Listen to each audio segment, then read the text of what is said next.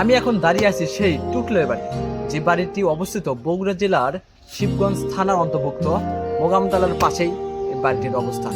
যে বাড়ির কথা না বললে নয়, 500 কোটি টাকায় নির্মিত এই বাড়ি।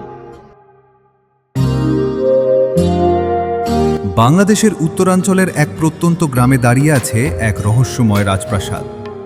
এটি বগুড়ার শিবগঞ্জ উপজেলার দেউলি ইউনিয়নের বিখ্যাত টুটুলের বাড়ি। দূর থেকে দেখলে মনে হবে যেন কোনো রাজা মহারাজার প্রাসাদ। বিশাল গম্বুজ, দৃষ্টিনন্দন স্থাপত্য আর সাদা পাথরের নকশায় নির্মিত এই বাড়িটি বহু বছর ধরে মানুষের কৌতূহলের কেন্দ্রবিন্দু। স্থানীয়দের কাছে এটি শুধু একটি বাড়ি নয়, এটি এক বিস্ময়ের নাম। শোনা যায় এই প্রাসাদ নির্মাণে ব্যয় হয়েছে শত শত কোটি টাকা। যদিও প্রকৃত ব্যয়ের তথ্য নিয়ে নানা মত রয়েছে, তবুও এর সৌন্দর্য আর বিশালতা যে কাউকে মুগ্ধ করবে। গ্রামের সরু রাস্তা পেরিয়ে হঠাৎ যখন চোখের সামনে ভেসে ওঠে এই বিশাল স্থাপনা, তখন মনে হয় যেন বাংলাদেশের কোনো গ্রামে নয়, বরং বিদেশের কোনো ঐতিহাসিক প্রাসাদের সামনে দাঁড়িয়ে আছি।